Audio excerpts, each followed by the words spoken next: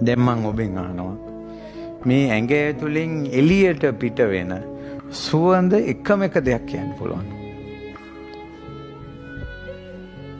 එකම එක දෙයක්.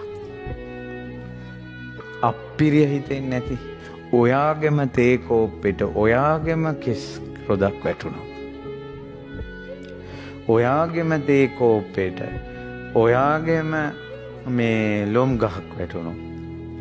ඔයාගේ තේ කෝප්පෙට ඔයාගෙම නියපොතු කෑල්ලක් වැටුණා. ඔයාගෙම තේ කෝප්පෙට ඔයාගෙම හැම කෑල්ලක් වැටුණා. ඔයාගේ තේ කෝප්පෙට ඔයාගෙම මේ හෙම්බිරිසාව හැදිච්ච කාලෙක හොටු ටිකක් වැටුණා.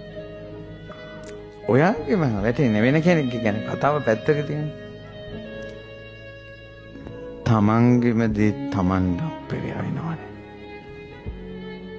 අනුන්ගේ දේවල් ගැන කවර කතා. බුදුරජාණන් වහන්සේ වදාළ තව යන්න මේක ඇතුළට. තව ඇතුළට ගියාට පස්සේ පේනවා කිව්වා ගොඩාක් මිනිස්සු ආසා කරන්නේ එකපාරම මූණට. මූණට තමයි අහුවෙන්නේ. අපි කියමු අතපය හොඳට සුදුවට ඇඟ ලස්සනට තිබිලත් මූණ තියෙන්නේ අපි කියමු කැවුමක් වගේ කියලා. කට ඇඹරිලා නහය ඇඹරිලා අපි කියමු ගෑනුම්බි කියලා ගෑනුම්ට කවුරු කැමති වෙයිද? මේ ලෝකේ ආකාරසනේම අංගය තමයි කිව්ව මූණ. බුදුරජාණන් වහන්සේ වදාළ ඔය මූණ ඇතුළට පොඩ්ඩක් යන්න. ඇතුළට ගියාම සිදුරු තියෙන හිස් කබලක් තියෙනවා.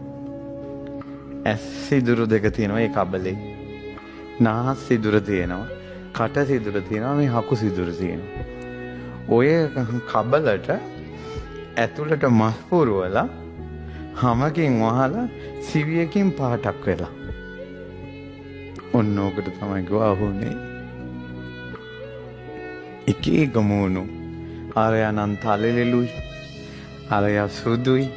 ආරය සිරියාවන්තයි. ආරය hina වෙනකොට ලස්සනයි.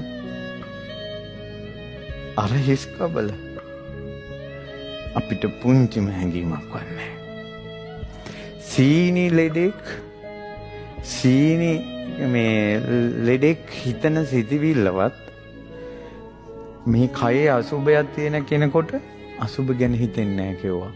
ඒක මං කියන්නේ මෙහෙම. ඔන්න සීනි ලෙඩෙක් ඉන්නවා. එක එක හැඩේ කේක් ගේනවා. පුදුම ලස්සන. පුදුම සුවඳයි. එක එක කෑම. මොන ලස්සන තිබ්බත් මොන හැඩ තිබ්බත් කේක් එක දකිනකොට මෙයාට හිතෙනවා ඕ වගේ සීනි කියලා. හිතෙනවද නැද්ද?